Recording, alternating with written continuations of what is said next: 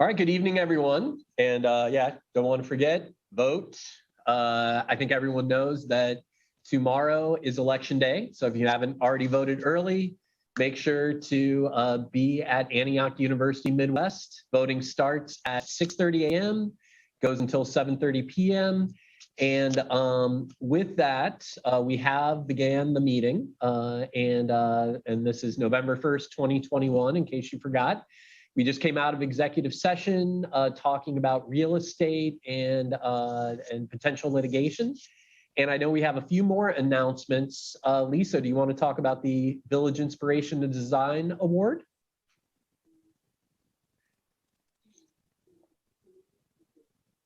Oh, you're on mute. Yeah, if I can get off mute. Hey, we had a fantastic time this weekend. Yesterday, Halloween, in the late afternoon, and we're so happy to give a Village Inspiration Design Award to Rose and Sal. And if you haven't been to Rose and Sal, you should definitely check it out, not only because it's an awesome emporium, but to see the amazing things that they've done to their space to create a real community gathering place in the back. And I really appreciated some of the comments that were made by Susan Burgos, who she and her husband, Michael Bell, opened Rose and Sal, and that they had a vision of creating a place that artists and musicians would just come and gather, and that really has come to life.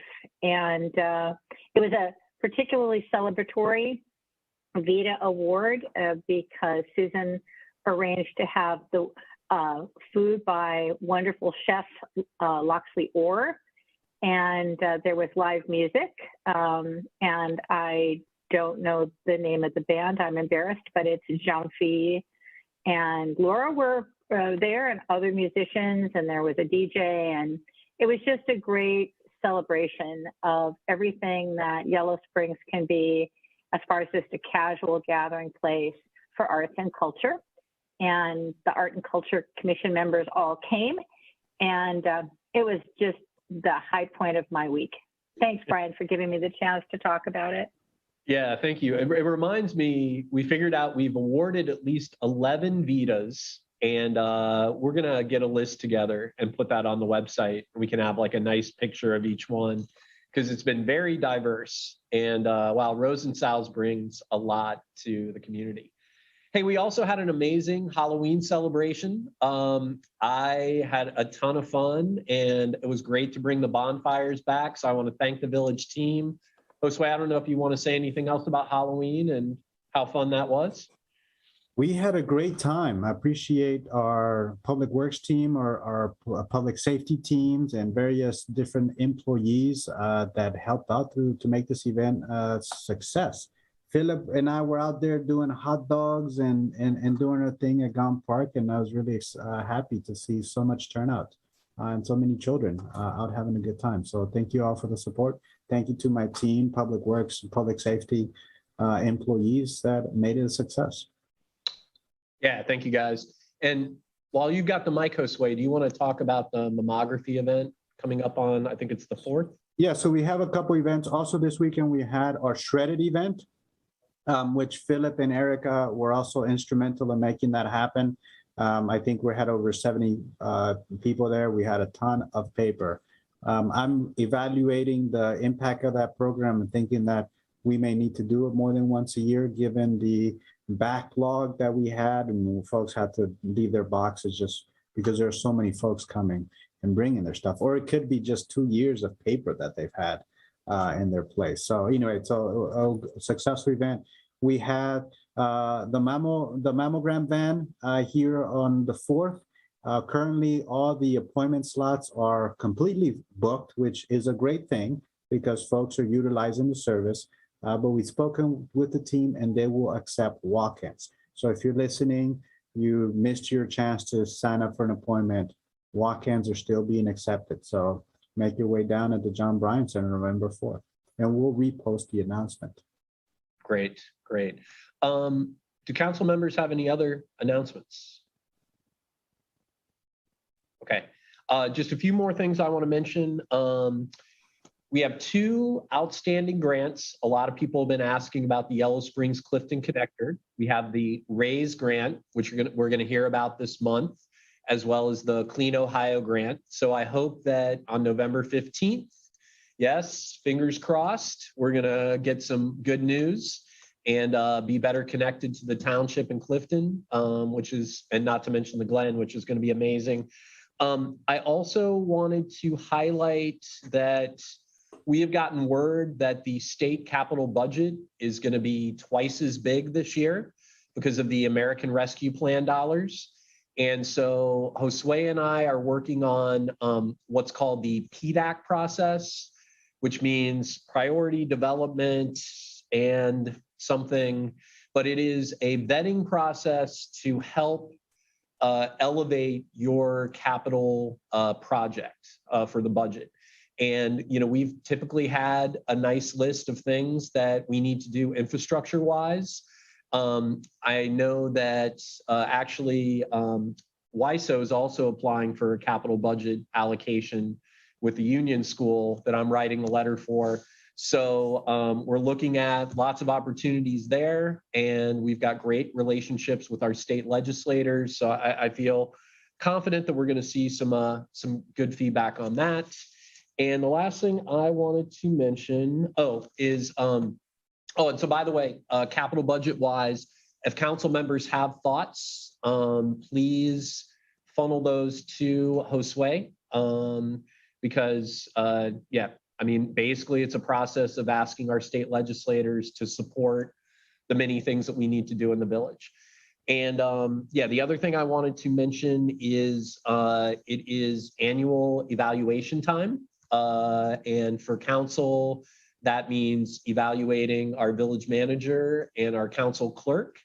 So one of the things that we didn't do last year due to COVID was the 360 process that we've had in the past, where Josue and Judy's direct reports or people they work closely with will provide feedback. Council will also be involved. And so over the next couple weeks, we will talk about that process. And at our next meeting, we'll have a short executive session to kind of set up how we continue that evaluation. But all council members will be involved in that. And it's always been a great and I think productive process. So with that, I think that's all the announcements I have. Anything else before we move to the consent agenda? Brian, if I may, there's a couple other grants we're waiting on our end. We have the broadband grant that we submitted to the feds for the municipal broadband project. We also have water line projects submitted to the Governor DeWine's build program, and the governor and the first lady announced the first set of awards. They announced $93 million worth of water projects. We are waiting to be part of that second round of announcements, and I'm hopeful because there isn't a project that was awarded in Greene County, and I just don't think the governor would have forgotten about Greene County. So, great. Okay. All right, so let's go ahead and move to the consent agenda. Council's been quite busy beyond our regular meeting from last month. We also have had 2 budget sessions. We have a third coming up, and we also had a session about our 2022 goals. So those are what's in the consent agenda. So I'll entertain a motion to approve. I move. Second. Okay. Judy, if you could call the roll, please. Yes, McQueen, Yes. Stokes, Yes. Krieger, Yes, Curlis. Yeah, my dog says yes. I say yes. I heard that. that was a And really Hausch. nice duet we did. I know. Yes. And Hausch. All right. All right, thank you. Good.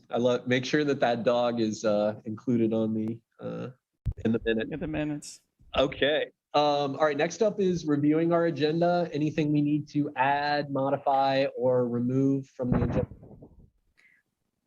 I have two very brief things that I would like to add. And they involve, one, the letter that I have included in the packet about House Bill 175, ephemeral streams. I'd like to just explain what it is and get council approval to do a resolution. And I also would like to talk about the letter that Carol Cottam wrote around single-use water bottles for the Okay. village. Okay, so we'll put, Brian. yes. So we'll put both of those under new business. Thank you. I like the idea of keeping them short. Yes. Anything else? Yes, we have a resolution 2021-53 to approve purchase of a dump truck. And council should have the information in an email on that, and Josue's got a memo he'll. Okay, Correct. and you did say that's 2021-23? 53. 53, thank you. Okay, anything else? Okay.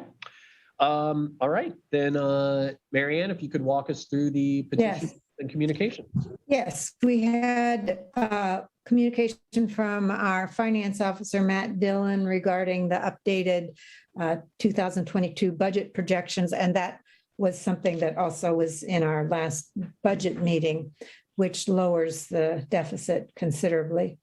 Then I had included a letter that's been signed on by a number of environmental groups opposing House Bill 175 regarding ephemeral streams. Sue Abendroth had a letter opposing the censure that the council did a couple meetings ago. The County Board of Health had a document telling people how to drive safely, especially during rutting season of deer. And Carol Cottam had a letter opposing the use of single-use water bottles, in particular during the most recent bonfire events. So I think that's it. All right, thanks, Mary Ann. Yeah, Philip, I think it's a good idea for us to, actually, I'm looking at Philip, not in the camera, to post the advice about deer, because, I breezed through it, but I saw some things that I guess I didn't realize, like the fact that you're not supposed to try to avoid the deer because they move all over the place. So, so I think it'd be worth, there's some good advice in there. Okay. So we're going to move into legislation. First up is Resolution 2021-52. Judy, we can do that by title only. All right, this is recognizing the retirement of Chief Brian Carlson from the Yellow Springs Police Department. All right, can I get a motion? So moved. Second, All right, Josue, is this you or? Yes, Brian, thank you. As you all know, Chief Carlson is retiring as police chief, and last date that we have for him is November 12th. Along with that retirement, it is common throughout the state that we also retire the service weapon that is associated with the chief, particularly long tenure chief. So this resolution recognizes both, that we are acknowledging the retirement of chief and retiring his service weapon. Okay. Any questions or comments? Well, I just want to thank Brian. I worked with Brian when I was village manager, and he was a great employee, and I think he was a good fit for the village, and I'm sorry that he's retiring. Thank you. Yeah, thanks for that, Laura. Yeah, and I definitely will second that. As we've discussed, we're going to miss Chief Carlson, and have appreciated all the innovative thinking that he's done. And I know we're going to plan to continue that social justice work that he was really open to. When I heard the resolution, I was like, well, if I say no, does that mean he'll say? And then I was like, oh no, it doesn't work that way. So I've got nothing to say, but I really do echo that. I mean, I really, Chief Carlson, if you're listening, you have a very unique skill set that's so important to peace officers now, and I think it makes it difficult when you have such a strong heart, but it's exactly what we need. And I'm really sorry to see you go. Thanks, Lisa.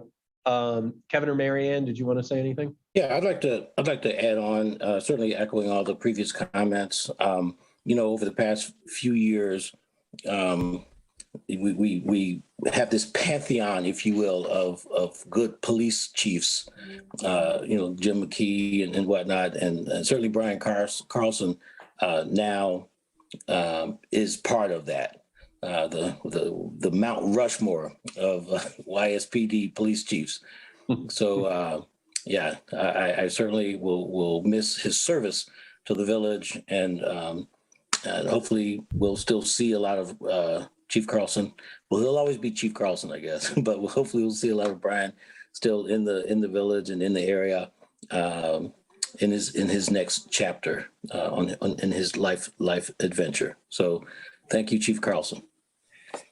Yeah, thank you, Kevin. Yeah, it reminds me of this dais that I'm sitting at that I hope we'll all be back to relatively soon.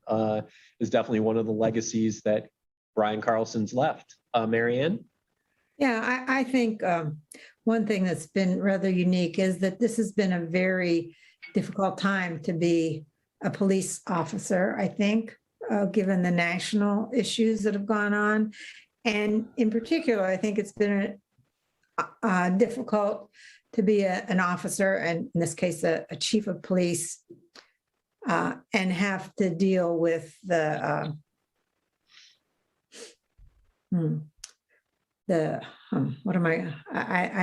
don't know if I can search for, I'm not able to say a word that would fit the sort of national tenor of conversation that has, and polarization, I guess, that has gone down around policing, and still be as committed to serving the village and making our department a peace officer department. All right, thanks, Marianne. Okay, Brian Carlson, we're going to miss you, and we know you'll take good care of that firearm if we vote yes. So with that, Judy, could you call the roll, please? Yes, Krieger. Yes. Thank you, McQueen. Yes. Curlis. Yes. Stokes. Yes. Hausch. Yes. Thank you. Okay, and our other piece of legislation just added on is 2021-53, AKA the dump truck. And Judy, you can read that in by title only as well. All right, it is approving the purchase of a dump truck. All right, can I get a motion? So moved. Second. Second. All right, Josue, Johnny, let's talk Thank you, about. Brian. Yes, that'll be two of us. And in your email, you would have received pictures and the last quote that we got on the repair job. And if you look at one of the notes of the repair job on that truck, it says it's too rusted. So to give you a background, we, as part of our regular procedures to be prepared for the snow season, we test all of our vehicles, we prep them, test them, do necessary maintenance on them. And our truck from 2003 has so much rust that the integrity of the frame that supports all the equipment, and particularly the bed that holds all the salt and other materials that we put on it, has become questionable because of the rust that's on them. So mechanic and the maintenance team would not put their safety on that truck, on being able to load that vehicle with material. So Johnny and I have met and reviewed maintenance for the truck and determined that we need to replace the truck ASAP. So we have found a dealer that has one available that will be delivered to us within the snow season. Otherwise, if we go with any of the other dealers, we may have to wait up to 260 days for delivery time, and that will put us well beyond the snow season. So we think it's necessary to do this right away. We have identified the funding, and in order to maintain a balanced budget, we turned every stone on how we could pay for this. We looked at all the financing options. We looked at what money we have made available. And Johnny, Matt, and myself reviewed cost savings that we have been able to do throughout the year through having our team do a lot of projects in-house. So we identified $156,000 worth of projects that would have been outsourced, but our team did in-house. And that's enough savings to afford us to be able to buy this vehicle outright. So that's $156,000 in savings we generated through in-house work. We're able to shift the $4,000 from other expenses. So we'll do additional cost savings there, and we're able to buy this dump truck, much needed dump truck, with the budget that has already been approved by council for 2021. Johnny, any details or council, any details that I missed in our summary? No, I think you got it covered. Okay. I also want to put in perspective the age of our fleet. This truck that we have is from 2003, so it's almost 20 years old. We have a truck from 1999 that we're also become aware of its reliability. And so having this truck, we find it key, as we are unsure about how long we would have the dump truck that's from 1999. Oh, sweet. One thing that I may add also is we've started doing a different procedure with the salt trucks after 18.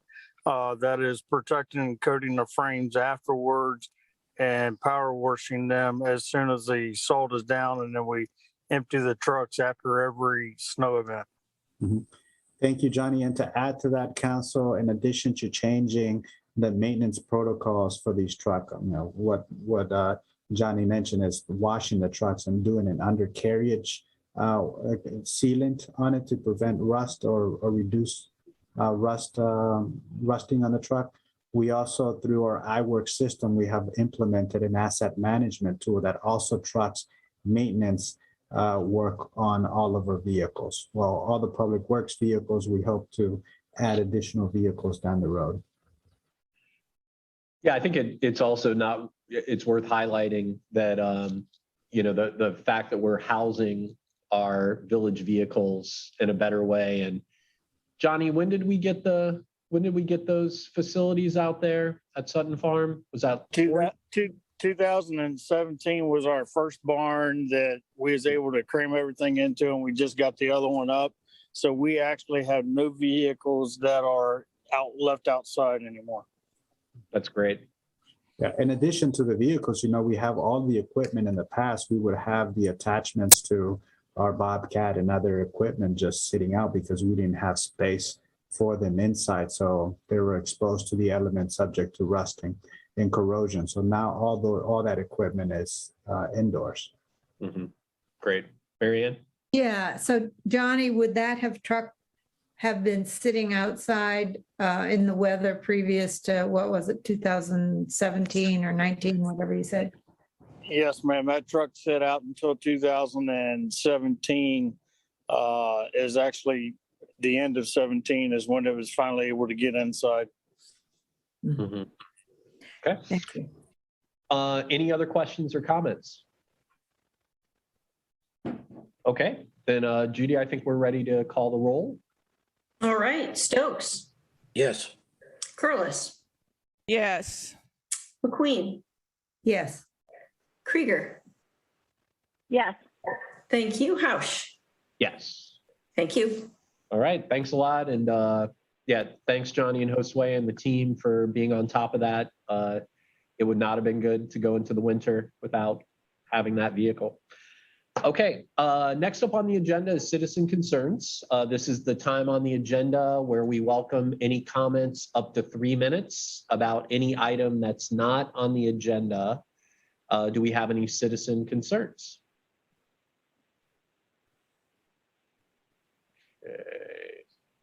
I see Alex. Alex? You want Okay. me to just open up the mics? Sure. All right, All so right. Alex, I saw you first. Go ahead. Ready? I'd like to use my 3 minutes to just push on that one issue that I think is more important than others in terms of affordability and the future of the village, and that is zoning reform. I think that would be a real benefit to everybody who wants to be here and who is already here, that they could make the most out of their property by using as much of it as possible. So talking about setbacks and minimum lot sizes, and really letting us do more with that land. And I think that's the answer to affordability in the village. That said, if we're going to build on the periphery, I think we should really consider a zoning bracket called cluster development, which preserves open land, which is just the right way to put an edge on the village, since we have a limit to how much we're going to expand.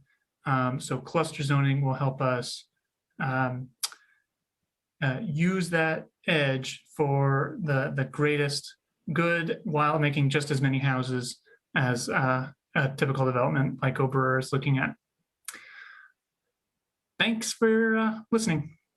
All right, thanks, Alex. And yeah, we're going to review a little bit of the goals work that we've done so far. But I get the impression that there's consensus from council to dig into that next year. So thank you. Linda. Is that Linda?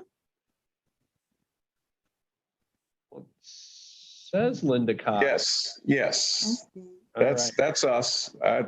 Oh, okay. There you go. Yes, that is us. Can you hear us? Yes, loud and clear.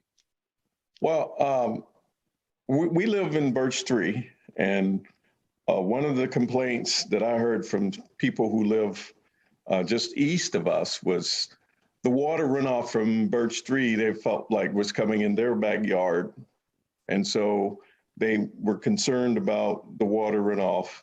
And I had some who were not really pleased with, our development. So our mother lives on Randall Road, right off of the Overer's property, and I've not heard anybody say anything about the grading of that property, where that water is going, which direction. We certainly don't want it going in my mother-in-law's backyard. So does anybody know any plans for the grading of the property, which direction the water is going to go? Because you're replacing green space with concrete and asphalt, so that water's got to go somewhere. Yeah, so I think we do know. Denise can.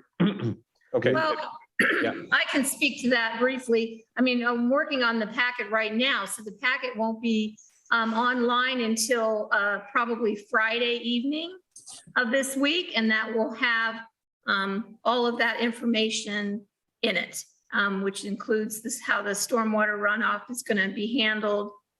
There's going to be a couple detention pond areas and a wetland area created, as well as I think the slope of that is also from Randall Road. It actually is a higher elevation around that area. So that water would be running more towards the southern border, and that's where the stormwater detention areas will be. Yep. But yeah, great question.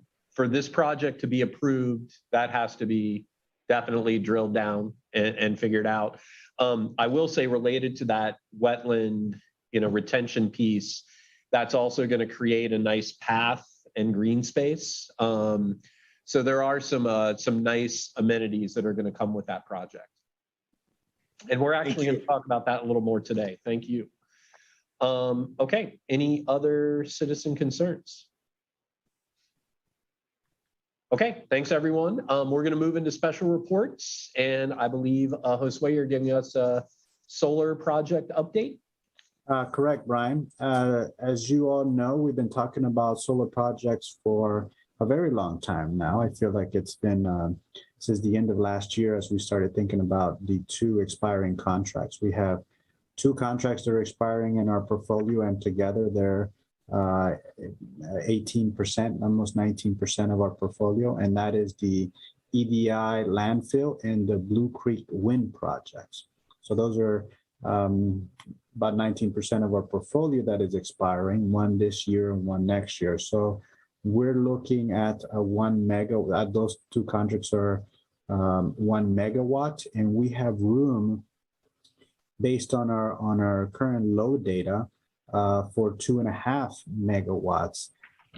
And with the projected growth that we're seeing, that being Cresco, the Ober development, and other development projects in town, we anticipate having a load growth of up to 5 megawatts in a load demand. So we need to, one, address the power demands that we have now, and two, prepare for the future. So we have this 1 megawatt project we need to replace, and we have several options. In fact, we've had 4 options that I presented to council during an executive session. And for the public, we needed to do that in executive session because there were financial figures that were part of the proposals from AMP and a few other vendors that needed to be protected information. They're protected intellectual rights of the different providers. So that's something we were prohibited from discussing publicly. So the purpose of this update is to give council and the public an update on where we are on the options to replace the expiring energy contracts and looking forward. Of the options to replace those 2 contracts, we received 2 different proposals from AMP, and one is to do a hydro project freeze project, and it also has a mix of other sources in there that we could pursue. The second proposal was a hybrid project out of the Blue Creek concept.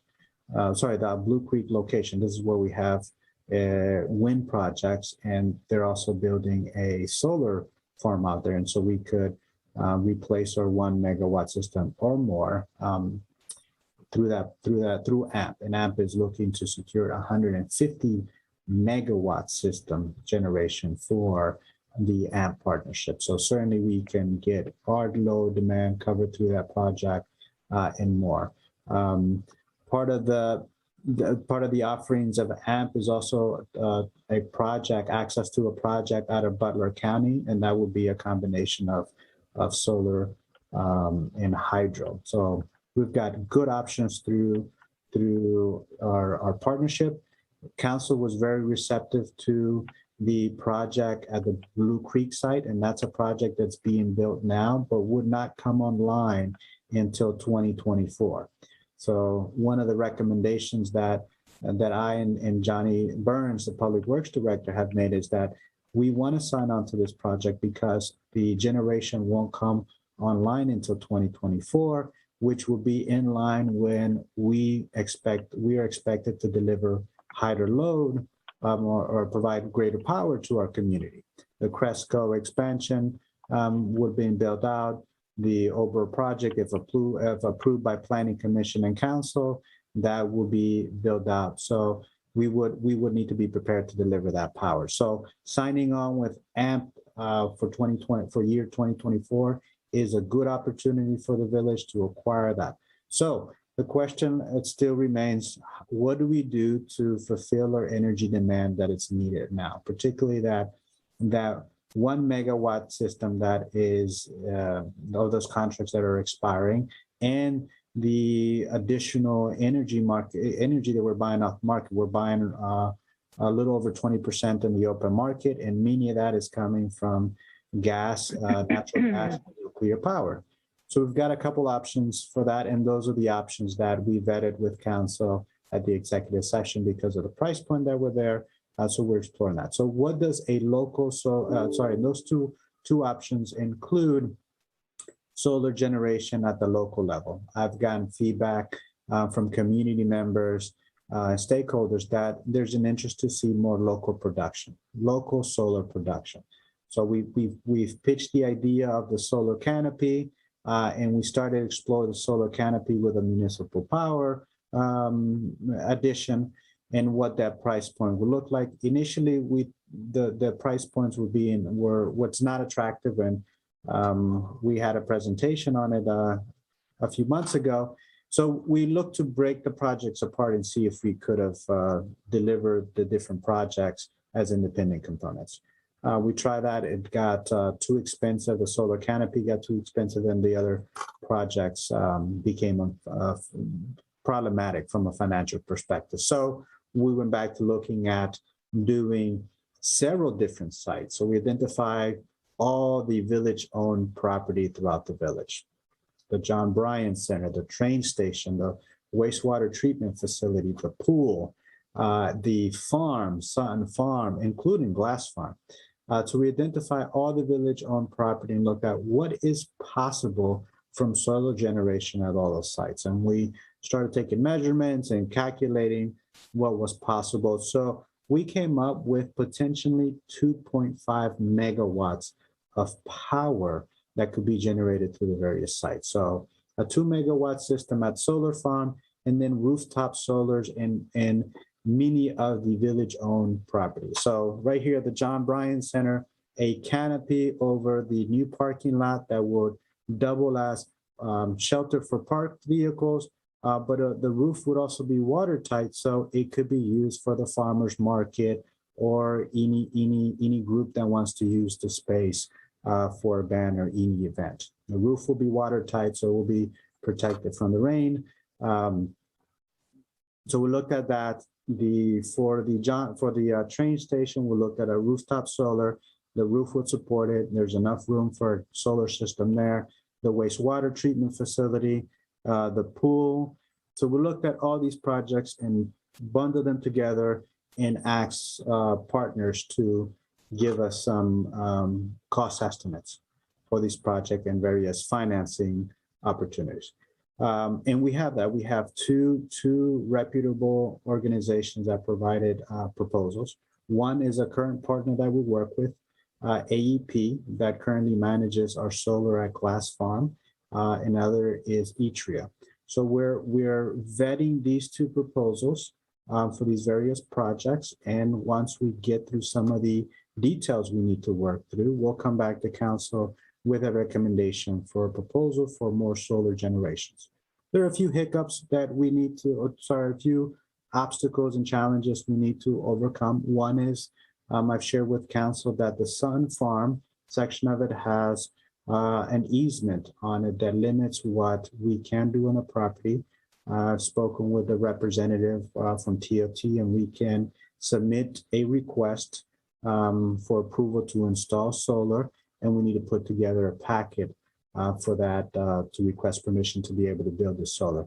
So what I share with council for this meeting is the idea of these agrivoltaics development, where it combines conservation agriculture elements along with solar generation. So in the documentation, you will see a strategy that we could deploy to use this land that's designed for agriculture and has this easement on it. And we could use a solar development project to advance our goals around conservation. So by installing pollinator gardens and a few other elements that improve the watershed, improve the pollinator and wild habitat environment, we can accomplish conservation goals. So I brought this idea to council and bringing it to council. I shared the documentation from one of our partners on this, and want to let you and the public know that we will be seeking permission from TOT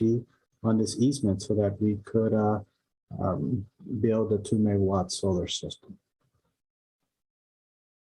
So that's in a nutshell where we are with the projects. I believe there's more work to come. Are there any questions from council that we can take on at the moment on this? Yeah, Josue, Kevin here, thanks. Thank you for that update. Yeah, when you do come back, I mean, I'm traveling right now. So just looking at the information in the packet, it was hard to sort of clearly identify, what parts of those parcels you were talking about. So if we could maybe have something, whether it's color coded or something, highlight of the particular areas that we're referring to, I think that would make I'll speak for myself, make my understanding of the presentation a little more clear. Also, with respect to rooftop solar, to what degree does the village benefit from residential solar, from the overages that folks produce from residential rooftop solar? Mhm. We are working on doing an analysis of consumption at the properties to predict how much power would have been generated by the individual residential solar customers. And this is something that Laura Curlis asked for when we did the power supply presentation early in the year. I believe it was April, May. And so by the end of the year, and certainly for the next power supply presentation, we will have a breakout of the solar generation that we buy from the residential customers. All of the residential solar customers, we buy the excess power that they produce, and buy it around 9 cents a kilowatt hour. So we're going to have in that presentation a graph of what that consumption or what that purchase is from us. We're also going to estimate what is the total generation of those residential solar customers. We're also going to ask the customers what that generation is. Currently, our meter will only tell us how much we purchase from that residential solar customer. It doesn't say the total generation of the system, because we're only paying them for what's being put on our grid. There is consumption happening and their homes that we just don't know. How much is their coffee maker taking, or their espresso, or their Tesla? Those are things that if it's being consumed within the home, then we just don't know how much power that is. So we'll be asking for that. So that gives you a picture of the different, how power is generated and distributed in the grid. That being said, certainly the residential customers help offset distribution costs to us, because if we're getting power from them, we're not buying it from DP. We're not getting it through DP&L and paying the transmission and distribution charges through DP&L. So there's the savings there. There's also a peak shaving contribution to that, with those sunny days when there's high peak demand in our village. The residential solar generation helps reduce that peak shaving, and the village has done a really good job with their peak load, and also the AMP membership has done a good job with that. But every little bit helps. For next year, we're even looking at how our buildings can contribute to additional peak shaving opportunities, both from what we do now, which is reduce the load on our buildings, but looking at how do we turn off more devices or turn on some generation at the site. The solar tops would help in that effort, that the municipal buildings will now become a contributor during peak demand and will help further create opportunities. But in short, Kevin, that's probably a winded response to say that current residential solar customers help reduce the peak load because of the generation that they do, and that creates peak shading opportunities for us.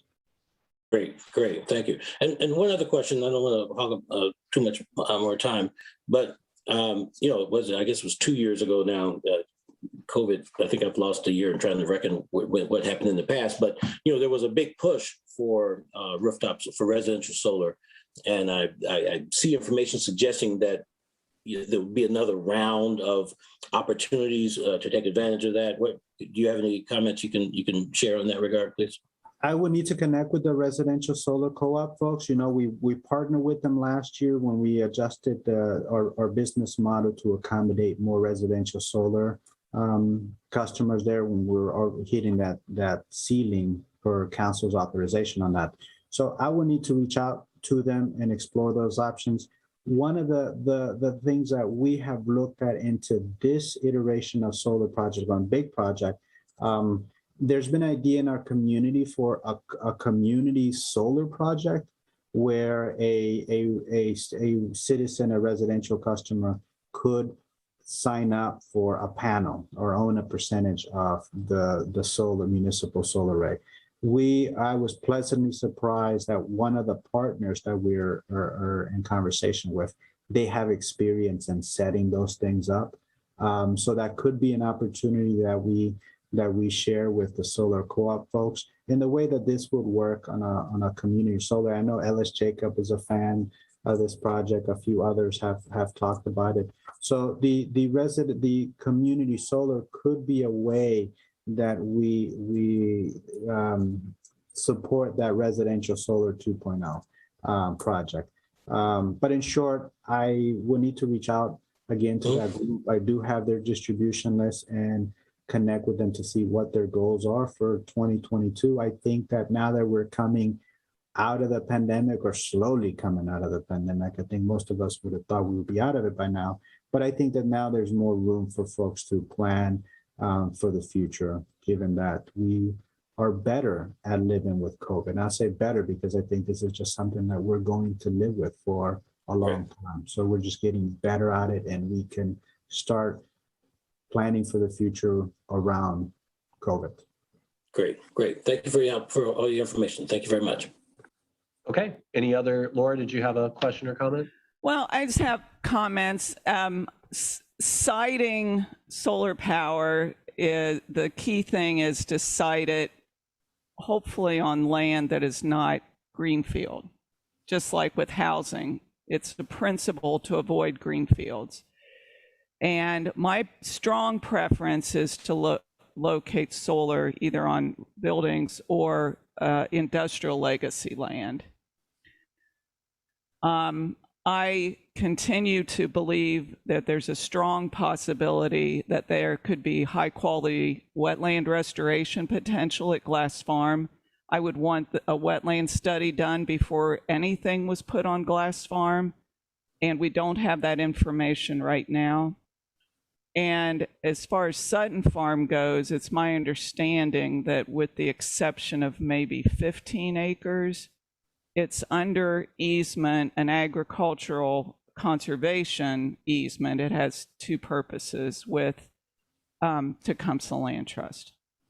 I've read the easement, and I've said this before, it's partly what I do for a living, is this area of the law. And paragraph 3, B, C, and D are the key provisions that would prevent this, in my view, this kind of use. And of course, it's up to their board to decide if it is consistent or inconsistent. But in general, holders of easements like this one would not allow this to be considered a commercial use. And I know we don't make money off of it, but that's not the controlling factor. It has to do with disturbance of soils and structures and taking land away from plant growth generally. I know you're going to pretty it up and put some pollinator stuff around it, but I generally would say that it would be considered not allowed under. But these are reasons why I'm hoping that we take a pass this time on building our own and wait for the right opportunity to come up. Thank you. All right. Marianne? Yeah, so I'd like to follow up from Laura. I would be happy to see it on the Sutton Farm, but like Laura says, as I read the conservation easement, it says you're not allowed to place any kind of structures on the ground. And so this is a legal question maybe for Brianne or Laura. Unless Tecumseh in somehow or other says, well, solar panels don't count, it seems like we would have to, the conservation easement itself would have to be changed if they were willing to do that. No, we have to comply with the terms of the easement to get permission to do anything on the property, Marianne. As far as the terms of the easement, part of the issue with easements like this is that they are forward-looking, but they don't always contemplate every advance in technology you might expect. So when this easement was done, back in the 90s, solar versus what could be done with an agricultural component of it that wasn't contemplated. And of course, now we have projects that can integrate agriculture. However, it's going to be up to the land trust because, again, they are the holders of the easement to interpret the language of the easement and the basic tenet of contract law and property law. And I acknowledge Laura's experience in this field, but the basic tenet of it is if it's not got explicit language in the contract, then it's going to be construed against the drafter. So our question is going to be, well, did Tecumseh Land Trust come up with this document, or did the village come up with this document? Because if it's not expressly addressed, who's it going to be construed against if it goes to a court fight? Well, what we're going to be doing is asking Tecumseh Land Trust, can we do anything of this nature? And if we can, what are the parameters on doing that? Because it's really going to be, as Josue said, up to the board to construe what can be done on the Sutton farm. And with respect to the easement itself, if we say, well, we're not happy with that, what about changing the terms of the easement? That is something that we could get into, because the bigger portion of the property that the easement applied to was not the 15-acre hayfield. It was, in fact, the property that is now under the ownership of Glen Helen, because that was the property that, according to all these other terms, was really more about protection of headwaters and the natural habitat versus that field that was in regular production agriculture.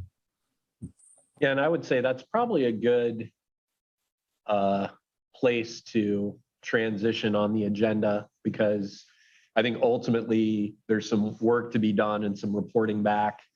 I'm not an expert in this field, but if you read that overall easement, it feels fairly contradictory to me. So while there is that section that says build nothing, there's a lot of parts that say, as long as you don't violate this, that, or the other. But I think we need to, get the information and then discuss it further. So yeah, I don't want to take up more time either, but it also occurs to me that we might be needing to check with township zoning. So we really do need to go into this and find out what we can do and what we can't do before we pursue this any further. Thank you.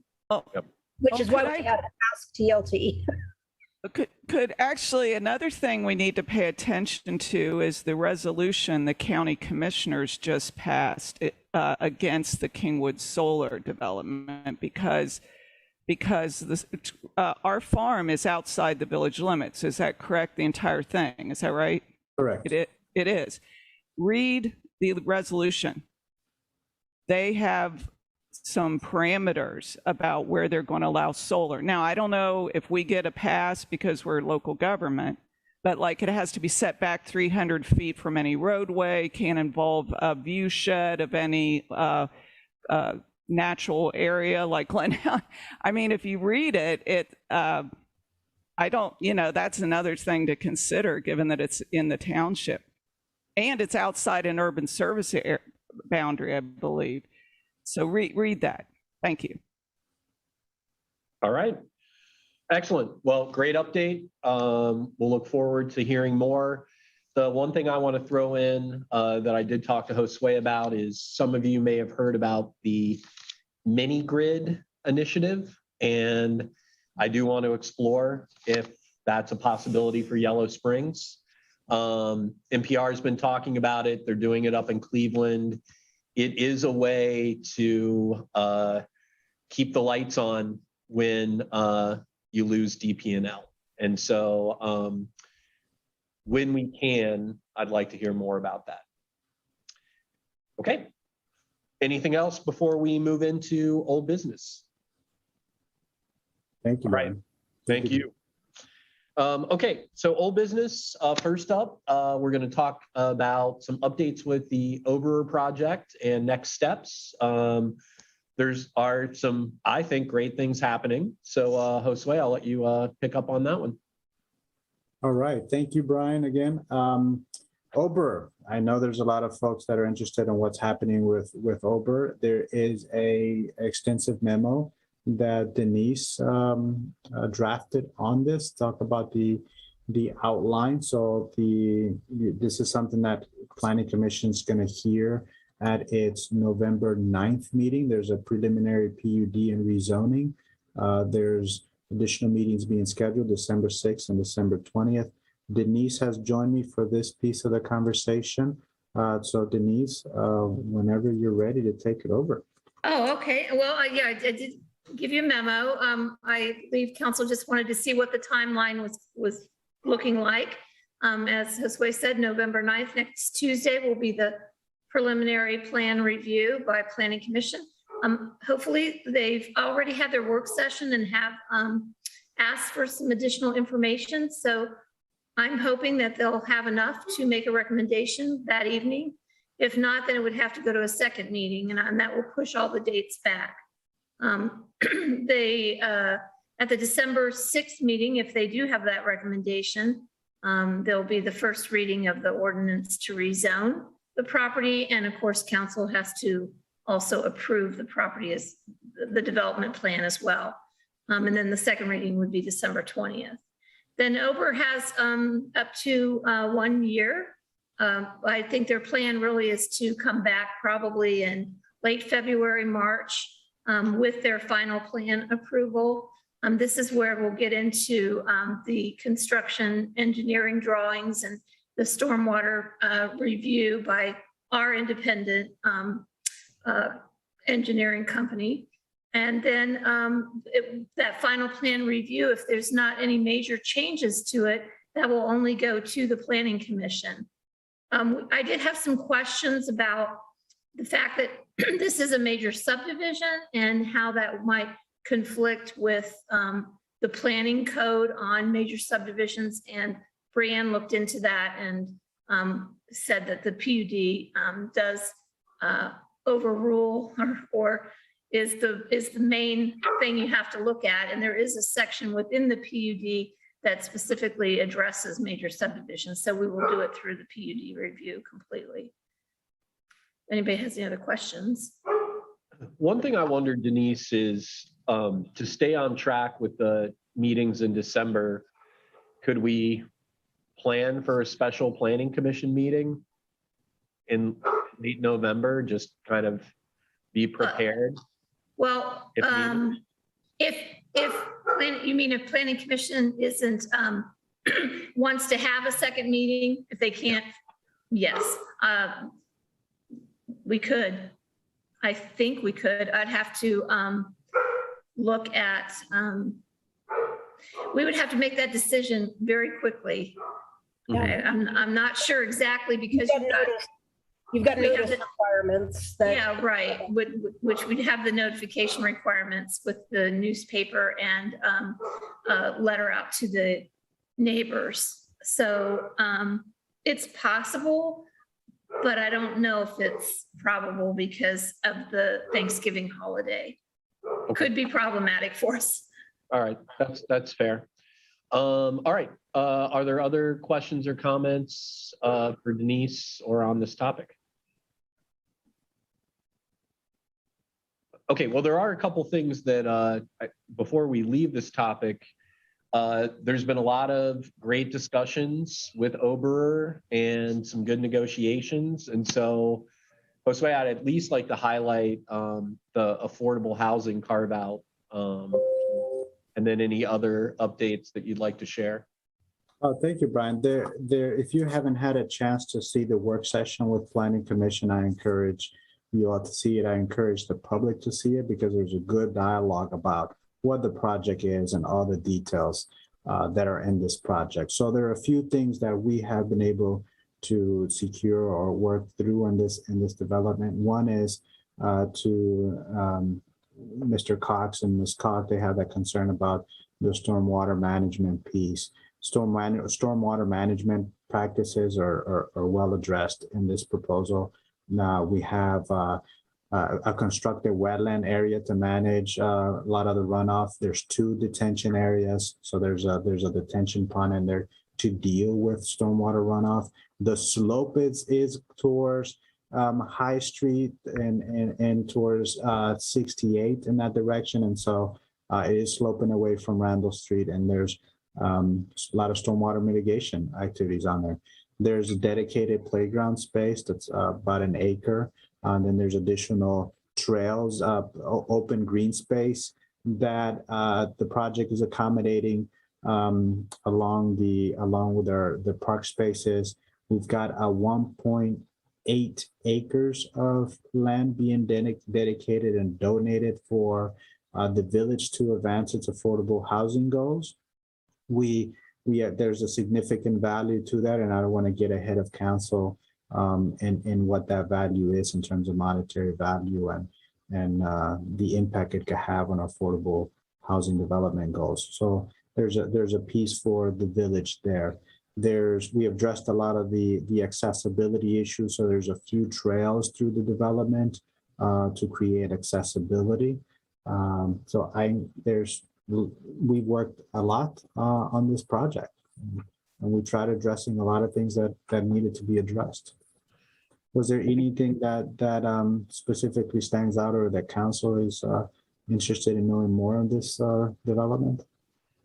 I was going to say, thanks for highlighting those things. I want to specifically emphasize that we've learned that donated land is one of the best ways to get additional points for funding for permanent affordable housing. And so that, in my mind, is a huge win around this project. But I think there's a lot of other things that are happening as well. Any other questions or comments? Yeah, the only thing I would add, Brian, that is improved, developed, donated land, right? This land would have infrastructure put in place. Yep, good point. Okay. All right, so I think we've got next steps. We know what's coming. Anything else before we move to the next item? Okay. So next on our agenda is to talk a little bit about our draft goals for 2022. Mostly this is designed just to be a brief update, but I will say I thought we had a great goals session. There's been a lot of good feedback from council members and our staff. And one of the things that we emphasized in that session last Monday was the fact that these are village goals, and it's very important that council and the administrative team are working together so that we're unified in how we budget for these projects, how we move forward, how we prioritize. But I should also comment that we typically don't finalize our goals until the beginning of the year. And that also is a document that's a work in progress. But one of the things that we really wanted to do this year is think about the budget and the goals together so that we're thinking about the kind of funding that we need, grant funding, as well as what we've got in our general fund and other funds to move this forward. So I'm happy for any council members to highlight anything related to goals, but I don't necessarily think we need to dig in too deep for this meeting. So any comments that folks want to make about 2022 goals? Marianne? Well, Yeah. overall, Go ahead, Laura. well, I've said it before. I may be the most conservative person on council in terms of where I like to see the reserves. So I would love to have a goal of having a 6-month reserve. And we've had some projects, including one, few we've heard about recently, where some extra dollars it comes up, and that reserve is a good place to go for that when it's unanticipated. So that in general, there are governance issues that I want to address in 2022. Most of the goals I agree with. I would add on the housing,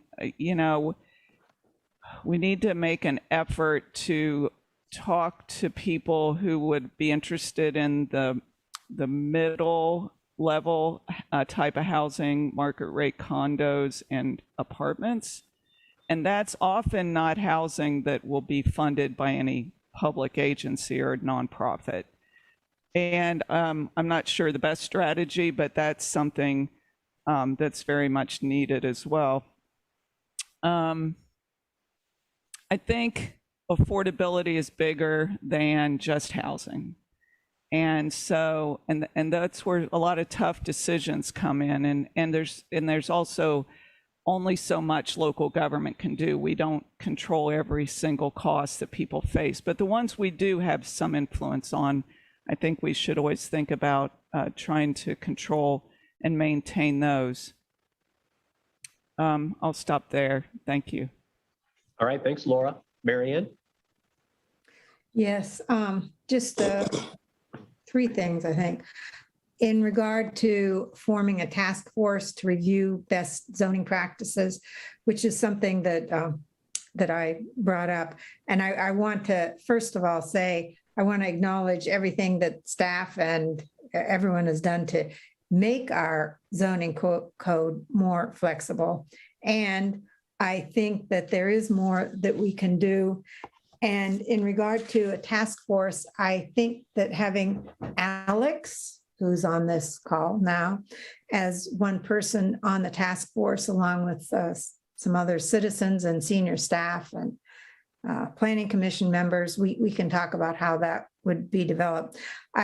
What I'd like to see is looking at best practices in other communities, and then having staff give us concerns that they have, whether it's any kind of concerns about infill or water runoff or whatever, so that we could come up with some changes, hopefully, that can make it easier to make housing more affordable in the community. So that's one thing. Then in regard to the discussion that happened earlier, I think, Josue, you were talking about money from the state for capital projects. It seems like our infiltration into our sewer lines is an issue that I was noticing in your report, because we have more, we're processing more water than we're putting out. And I would think that that would be a good capital improvement project to apply for from the state. Let's see, maybe that's all. Well, and let me just say, related to that, any council members that have ideas about capital appropriations that we should go after, again, funnel those to Josue, because, I mean, ultimately, while there's the PDAC process, most of it is about talking to our state rep and our state senator, and really trying to get those on the plate. And so, we've done okay in the past, but the fact that there's a lot more money flowing, I think there's some good opportunities. So thank you. And Brian, if I may, we have a really good process for these capital projects. In fact, through Brian's connections with the state and in our own with different entities, last year, well, before pandemic, we were able to run about 10 projects. Actually, it was 10 projects through our state representative, which at the time was Rick Perales. And we were able to vet every single one of them. And we got feedback from the legislative aides. Oh, this is going to resonate well with this committee or this other committee. And so we were able to get some real-time feedback so that we can work on a proposal, so that the last three, we had to get it down to 3 projects that would be considered. We were able to get some feedback on how well they will perform in the review process. And that's a similar process with a PDAC that Brian suggested. This takes a regional approach. The PDAC takes a regional approach on what are the things that we need in the region to be successful and how they fit with the region. So I welcome any projects you have, and we can talk about them, so that as I prepare for my meeting with Brian Lampton's office, who I will make sure to get some time with their aides on these projects. We can start vetting some of them and start fine tuning them. But Marianne, definitely sewer is on the list. Sewer was on the list 2 years ago. We've got a couple water projects on the list this year, like changing out all the water meters, making replacements of water lines. So certainly those are on there, and I welcome other ideas from council and citizens. If you have anything that you think is worthwhile pursuing, like Brian mentioned, the radio station, they will consider things like the WYSO project. So. Yep. Lisa, did you want to comment? Briefly, you know, I spend a lot of time thinking about, it's sort of a cliche, but the whole like work smarter, not harder. And I'm thinking a lot about the work that we did, gosh, I guess it was over a year ago, on rethinking the committee, rethinking the structure of commissions into committees. And where there is some intersectionality of that, for example, I've said before that I really think it's so important that our environmental action thinks very deeply on what our local impact can be. And there's such a strong interconnection between repair and maintain infrastructure and environmental resiliency. I mean, to me, I see those as locked together. I really want to think about how those fit together. I think the time is right for us to have a social justice commission or committee again. I miss having that, and we're going to have a lot of things ongoing. So I think I want to reactivate that. You know, for me, I can't focus on all of these goals. They are all meritorious goals. And I think that if we have the goals, it's not like about having like a pet agenda, but I think if we are strong champions as council people for particular goals, we can both collaborate and at the same time divide and conquer. So that's what I'm trying to think about. How do these things fit together in a puzzle, and how can we accomplish the most and the most efficiently? Thank you. All right, thanks, Lisa. Kevin Stokes? Yes, thanks, Brian, and thank you, Josue, for your input. You know, when I spoke at our last meeting, you know, it might have been in the area of residential development or one of the other folks areas, but it was focusing on, you know, getting beyond just talking about things and actually doing things. Well, some work has begun. We've talked in the past about trying to form a partnership of sorts, you know, with Home Inc. Right now, our goals with respect to supporting residents, offering seed money. We've talked in the past how, you know, a few $1,000s gets leveraged, you know, for millions of dollars. Well, there have, again, been conversations with Home Inc. And so we do have a little bit of lead time, if you will, for a potential ask that's going to be coming from Home Inc. And Brian, a little while ago, you said if you have ideas and things we want to work on, give those to Josue. We can talk about, you know, whatever details I have at my disposal at this point, if you want, you know, but we do know, as has been the case from time to time with various Home Inc. projects, that they have come to us with requests. And so I just, again, want to advise that there is a request, and I can, you know, share the number that they'll probably be coming forward with in a few months if we want. But again, there is a legitimate request. And again, I don't want to go beyond unless you feel it's appropriate to do so. But again, we've had conversations. We've put ourselves in a position where we said we wanted to be, and that is while we're in the budgeting planning process, to garner as much information as we can with respect to Home Inc.'s future plans. And again, so that information is available, and we can talk about it in whatever venue you think is appropriate. So Kevin, one thing I do want to say is that with the, you know, draft goals document for 2022, we need to keep on thinking about what our funding sources are, who the responsible parties are, and continue to fill in that document. So I think that's one avenue for some of those updates. But I should also mention with the capital appropriations, the PDAC process is something that's going to happen in the next couple weeks. but those decisions don't really get made until the budget's decided late spring, early summer. So there is time to continue to like throw things in the pot.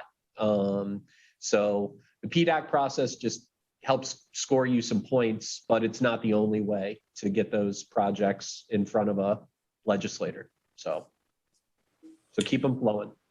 All right, so I will share with you all offline what the information I have then from Homey right now.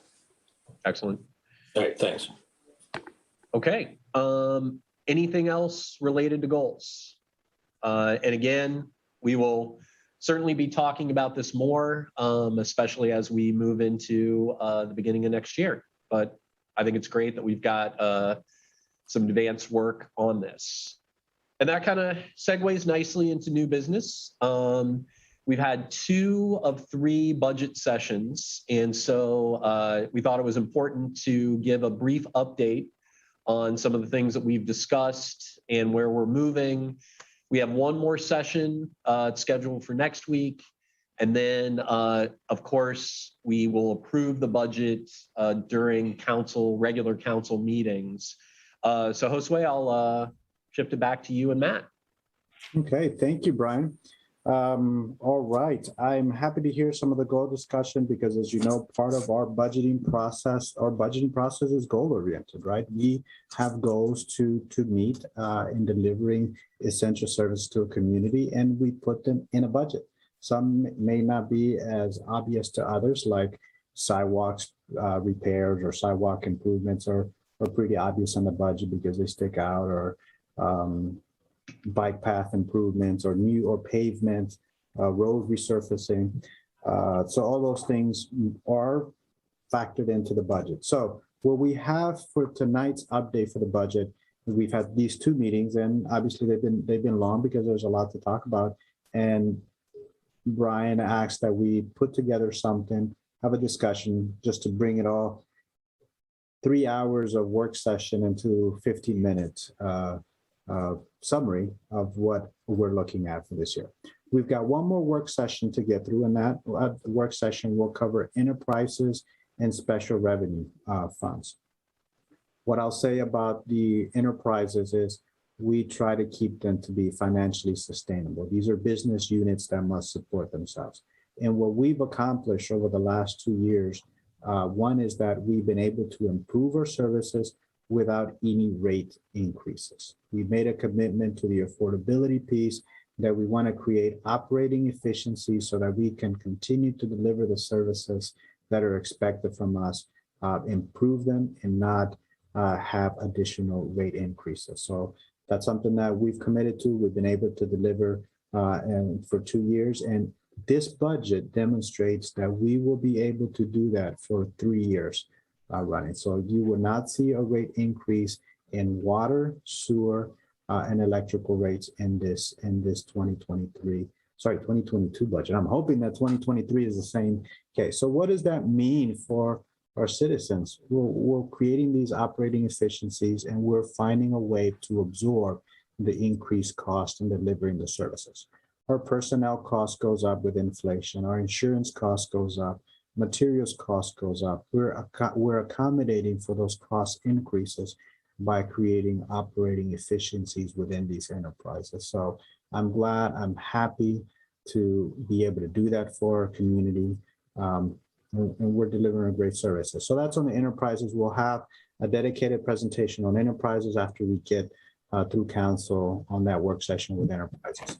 So on the general fund, I'll jump in the general fund because that's where a lot of the conversation takes place, because we have a lot of expenses there, and all the activities through the general fund are supported by primarily 2 revenue sources: property taxes and income taxes. There are a few other things that go in there. We've got kilowatt tax. That kilowatt tax is the tax that you pay, the citizens pay for every kilowatt of power that is consumed. There's a small tax there that makes its way to the general fund. There's the lodging tax. We talked a lot about the lodging tax and that being used for economic development activities and other improvements. It's certainly been helpful in a lot of our projects. So, but the vast majority of the revenues for the general fund come from property taxes and income taxes. So I'm going to put up this PowerPoint and run through a summary. Many of you, if you had an opportunity to catch the article that the Yellow Springs News wrote, you would have seen what was at the time a deficit of over $400,000. We've been able to reduce that deficit down to 175,000. And we've been doing that. We did that by reviewing the model, doing a count of the jobs that came back into the economy in 2021. You may recall that in 2020, we took big losses due to the pandemic. There were many businesses in the downtown that had to cut wages. They closed shops temporarily. There weren't as many folks working. So we had a little over $200,000 in income tax losses due to the pandemic. This year, as we're looking at the income tax data, we reviewed the data and took a pencil tool to make a more precise estimation on what would be income tax revenue for 2022. So we closed the gap a lot by being able to make a better projection on those jobs, on those income tax revenue that was coming. We also got projects in the works, projects that are already started that are showing better job performance. So Cresco, you've heard about Cresco investing $40 million into their local expansion. Some of those jobs for those expansions started coming online before they came to Planning Commission for an expansion. And that's due to the Cresco acquiring a processing license. So in addition to growing material and product at the site, they're able to process material for added value activities. I don't know the industry that well, but I understand that there are gummies and other items that they are producing there. So that's creating additional jobs in that space. All right, so let me share my presentation here.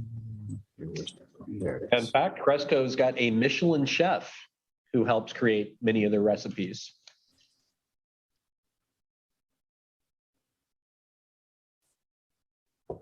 Excellent. How do you rate the stars on well, I guess the Michelin chef would have been in another space. Okay, all right. Are you able to see my screen?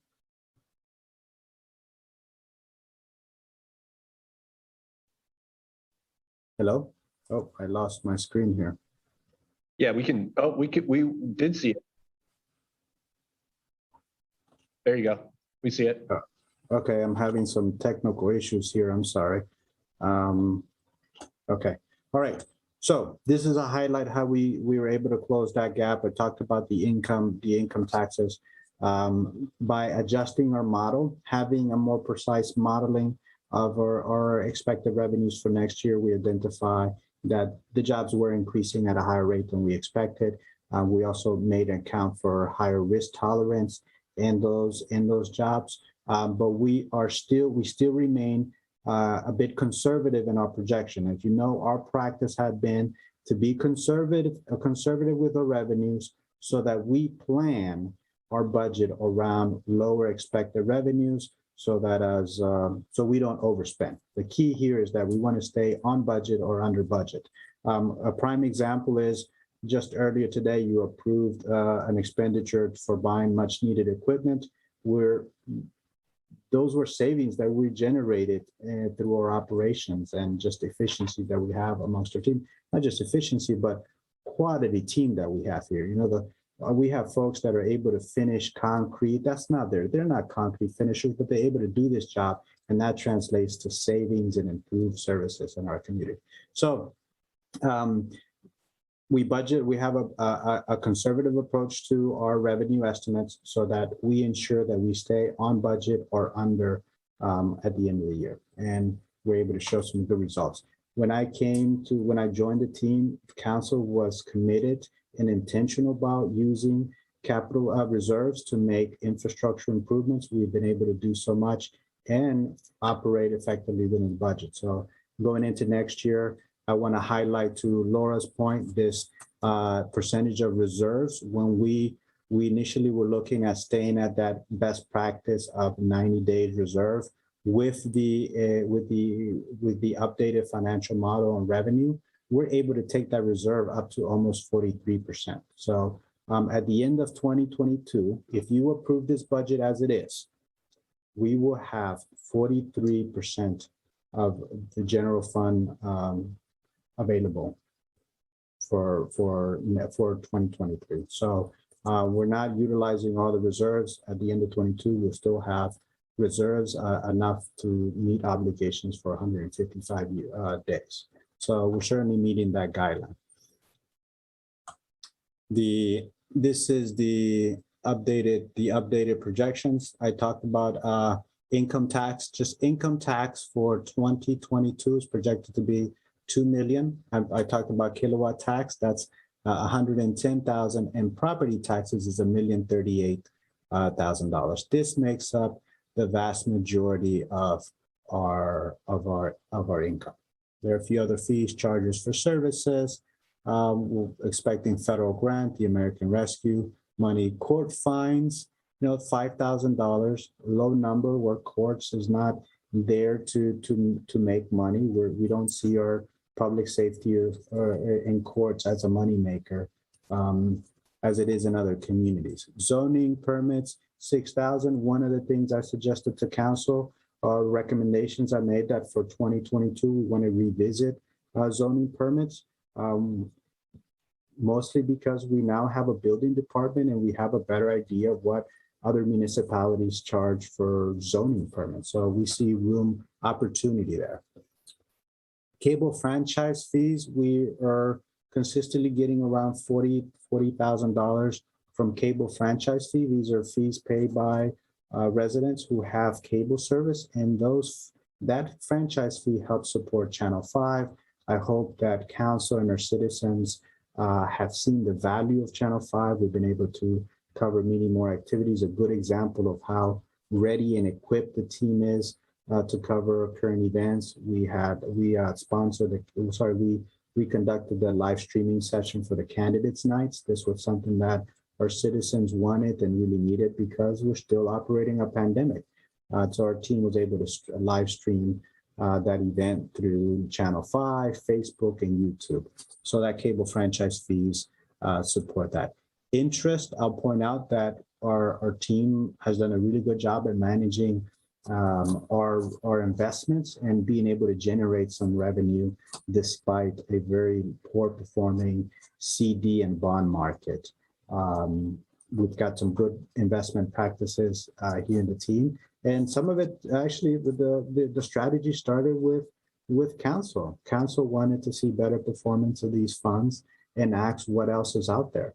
So that work started with council, and we now have a investment advisor, and we're very savvy with how we move money and keep money in our sweep account to yield the highest return. So I want to thank Matt and Judy for their work on this. As you know, Judy got her state certification on this, and it's been keeping her credentials. Then there's a few smaller amount local government rollback homestead fees, and that makes up our revenue. On the expenses, we're at $4,052,000. There's that $175,000 that Matt and I are still working through, and by our next presentation on the budget, which will be the first meeting in December, we will taking that sharp pencil to everything in our budget. We've already identified a few areas that we're looking to create efficiencies on just by managing staff schedules and resources a little better. So we're heading in the right direction on preparing our budget for not just the next work session, but the actual introduction of the budget to council in the first meeting of December. So you can see from the general fund activity, the largest component of our budget is that public safety at $1,553,000, followed by transfers. And transfers here that $1,357,000 support a variety of programs. It supports our streets department, supports parks and recs. That includes the pool, includes the John Bryan Center, the many activities that are supported and transfers. We have the administration. Administration is part of my salary. Erica, who's our administrative assistant, their administration work lies here. Auditor is a small expense. That's a needed expense. We do our audit every year. We're audited by the state every year. Council, it's here at 7% with $267,000. Council commissions at $26,000. Library. The library expense, I want to point out that this small amount here is building maintenance and improvements. The library operations are managed by Greene County Library. There's the mayor's budget at $70,000. Mediation budget's about $8,000. As you know, we have a robust mediation program. We may be adding a little more money to this mediation program because we need to do additional training there. So we'll be looking at that a little closer. Planning and zoning. And then rental property here, $84,000. That's our train station. And other properties outside of the John Bryan Center that we're making improvements on. This is a general fund budget breakdown by expense category. 47% of our general fund expenses are in personnel. That's about $1.9 million. There's that transfer transfer expense of $1,357,000, and that is a little over 500,000 is towards salaries and streets, parks and recs departments. There's travel and training in the general fund is $21,000. Your capital is $22,000. This capital, we can tell you these are windows. I think you've heard me say that we are continually making improvements to the John Bryan Center, things that will help maintain the building and improve its efficiency. This year, we changed some of the windows at rooms A and B to energy efficient windows. Next year, we're planning more energy efficient windows in the second floor. There's our contractual services, $674,000, and then materials and supplies are $67,000. Comparisons year to year, the total, if you look at our 2022 budget, we have a reduction from our 2021 budget. So we reduced our budget to $270,000. Obviously, in some areas, there's some reductions and others are addition, particularly in personnel. It has increased by $64,618. Our personnel typically will continue to increase as we are adjusting wages to inflation, and we adjust our healthcare expenses. Those are the biggest drivers in our personnel, wages and the cost of health insurance. This is a big reductions that we did of for 2021 over $1,000. There's a lot of data here. This information is available from previous package. I won't go into it. We've already gone through this, but want to share this for the public. These are the proposed increases from 2021. So we also broke down what were increases and decreases. Council wanted to see a line item difference here. Wanted to see what was going up and what was going down. So these are the increases from 2021. Here's the total reductions. We did a total reductions of $334,698 in non-personnel. And then we had those increases in personnel for 2022 of $64,618, which contributed to a net reduction of $270,080. So this shows you a summarized version of revenues over expenses for the year. So we still are looking at that 175. You can see our cash beginning balance and our ending balance. That $1,724,000 represents about 43% of cash reserves. And these are the special revenue. And the next slide is enterprises, which we will cover in depth at the next work session. but just reminder that we look to operate the enterprises in a financially sustainable way. They're business units that must support themselves and support their capital improvements. That hasn't been the case in the past.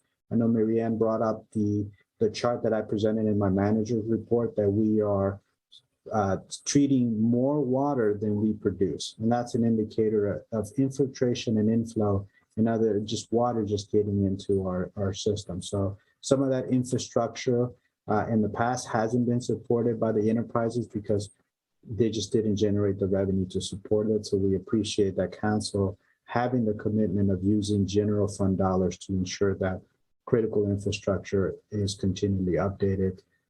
In our proposed budgets for these enterprises, we allocate a capital expense, whether that expense is happening within the year or being saved for future improvements in the year. And that summarizes our work in the budget. What the team, what we'll do over the next couple of weeks, both in preparation for the upcoming work session and for the introduction of the budget, we would sharpen our pencils and make additional adjustments so that we can improve the budget, and we will be prepared to provide the information as requested. I know one of the requests from council has been a clear identification of the activities by different departments. So a good example of question that came up about the police department were how many staff are at any given point and what do they do? We went a step further. We looked at all the police officers going back to 1995, and we've done an analysis of changes happening in personnel, including lengths of service that they were in the department. And one of the things that I identify in that analysis was that in 2016 we had 9 officers. In 2017, we were piloting the community outreach specialist, and one of the commitments chief made was if that position was critical to be filled, and the police department, he committed to reducing 1 officer, and so we have reduced from 9 patrol officers to 8, and so we've been able, we have made that reduction over the years. We'll continue to look for more opportunities to improve efficiency, but certainly we're working through the questions that council presented on this budget. We welcome any now. We also welcome submission of presentations by council and the public after this meeting. Get them to me, get them to Matt or Judy. We have multiple points of entry. There's no wrong door here when submitting your questions. We'll make sure we get to them. All right. Thank you, Josue. Yeah, I just want to highlight a few takeaways that I think council has. One is, we have been doing a deep dive and the pencil sharpening has been appreciated. And, just this presentation highlights, once you really do that deep dive, what can happen. I think it's very impressive that we're actually able to reduce our budget significantly from prior years, despite inflation. But at the same time, council is very aware that we need to start thinking seriously about where the future is going. And so 2022 is going to be a continuation of really looking in depth at the budget, but at the same time, maintaining the services that we know our citizens want. And I think there are some good news. Cresco is just one of those, but there is significant economic activity happening in the village.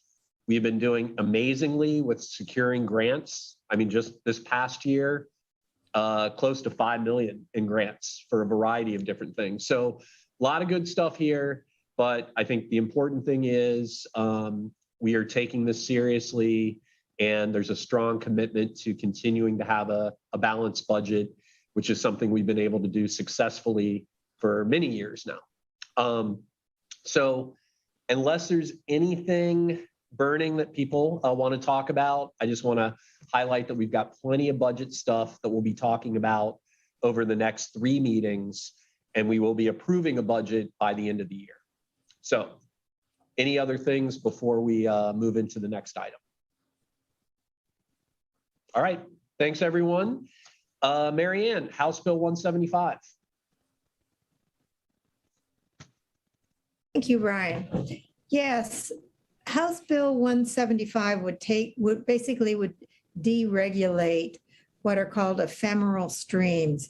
You could think of ephemeral streams as sort of the capillaries of our water system.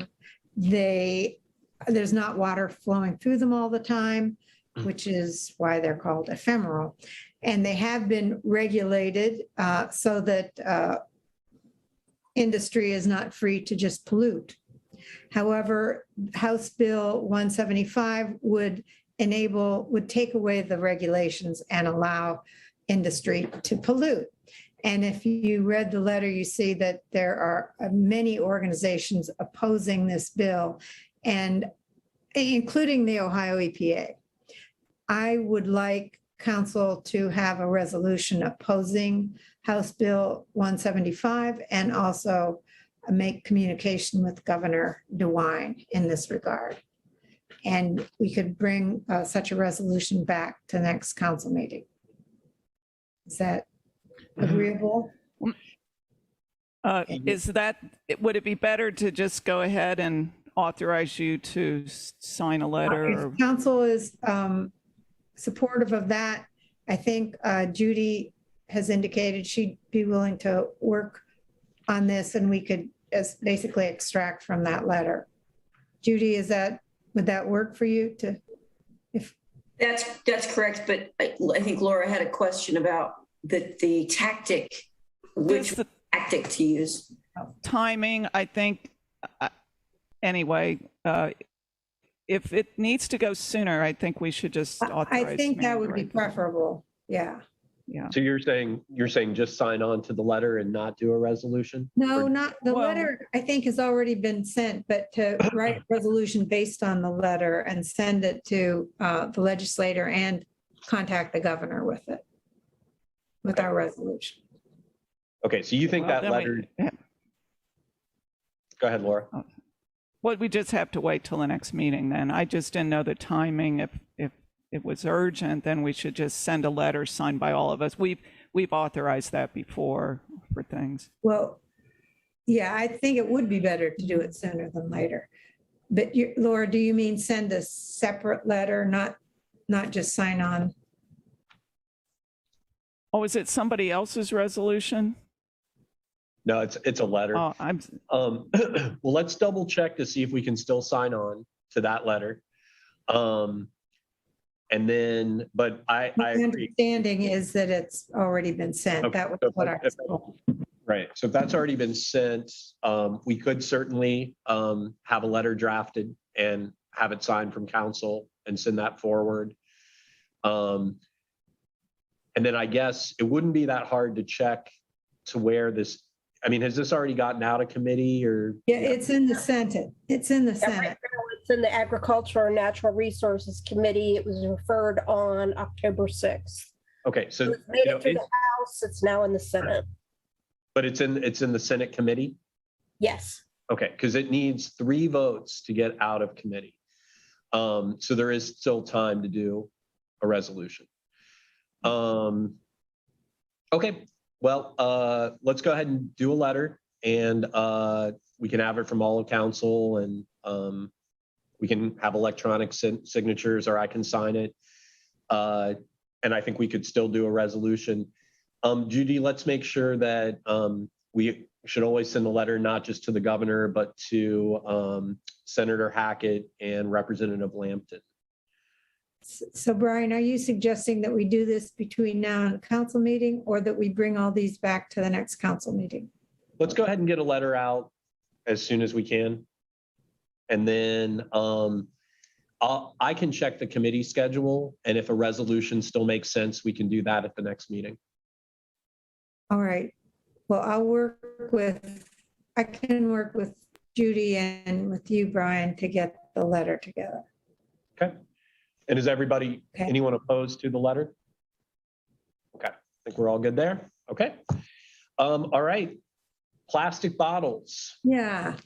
So I had found out that we were using one plastic water bottles at the Halloween celebrations. And I really found out through Carol Cottom, and I'm concerned about this.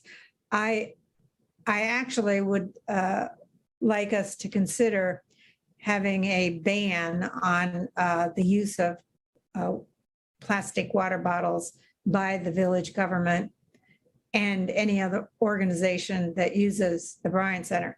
But what I would like to do is talk further with staff and come back to the next council meeting with a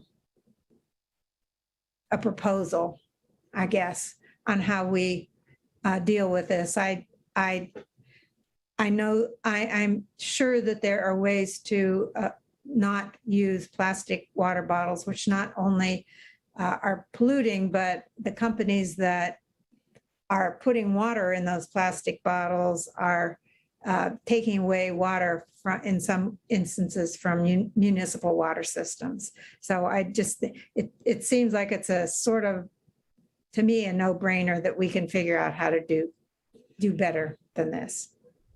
So basically, I would like to put it on the agenda for the next meeting and talk with Josue and whomever else would make sense to talk to before our next council meeting. Okay. Do council members have any thoughts on that?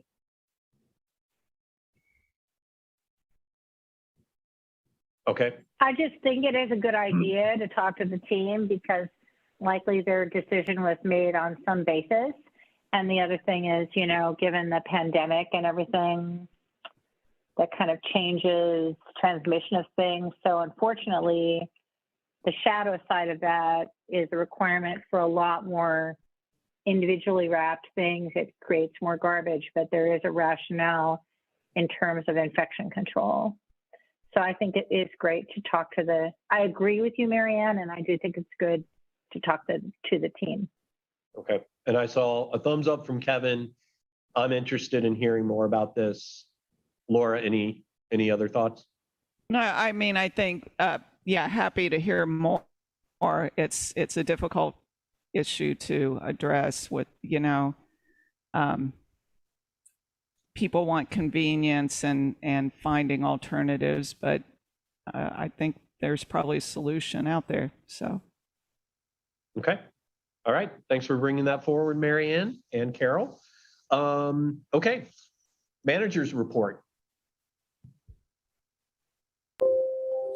All right, thank you. A lot of great activity that we've done and that's coming up. I encourage you to, if you haven't had an opportunity to read through the manager's report, I'll highlight we had very successful events with the shredded event, with the Halloween events. We've got the mammogram event coming up. We'll continue our work with the body-worn camera work group. I made a reference to that. We'll have a meeting upon Alice Jacobs' return.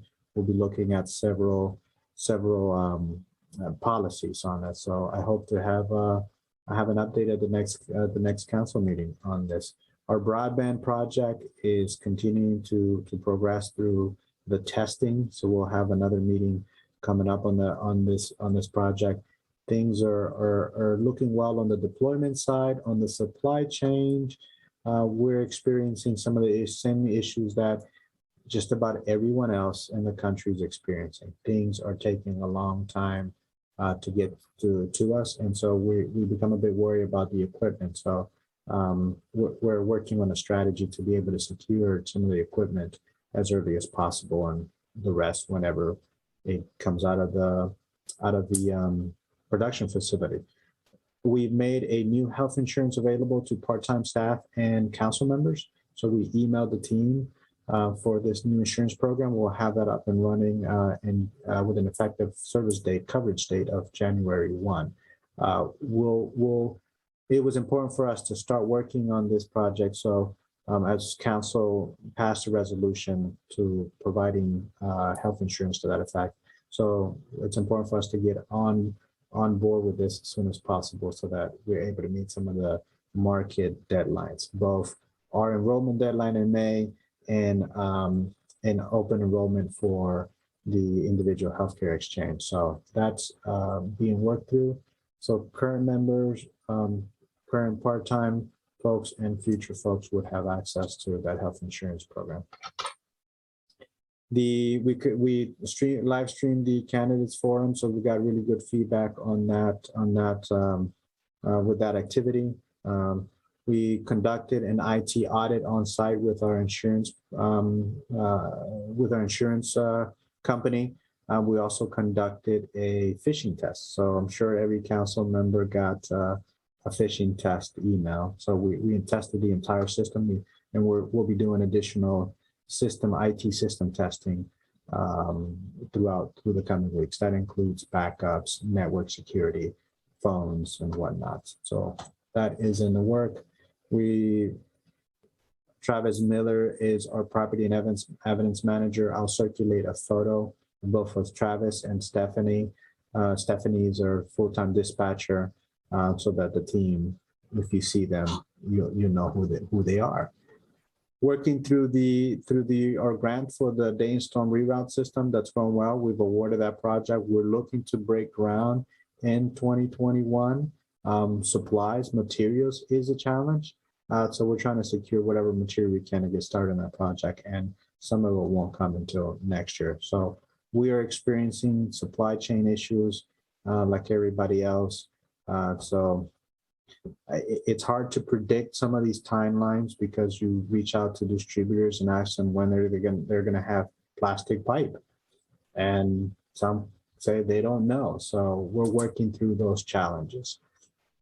Around some of these projects, I'll jump ahead with the active transportation plan, because you all would have gotten letters about that project. So we're moving forward. We're meeting all of our project deadlines. So things are going well in that end. Public Works and Police Department reports are in there. I'll have the cost of services this week when the report gets generated. So I'll send that out as a supplemental. But all Public Works activities are listed on the report, and I'm happy to answer any questions. I'm try to stay within my limit number of minutes. So any questions? Yeah, and wow, Judy only gave you 5 minutes too, huh? Any questions for Josue? Okay, I see a thumbs up.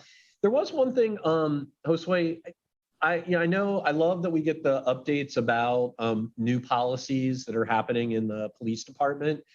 I wonder if there's a way for people that would be interested in what those are to access them. I don't know that they necessarily need to go in the council packet, but I guess, if there was some way just for people to know where those live and how they could check them out.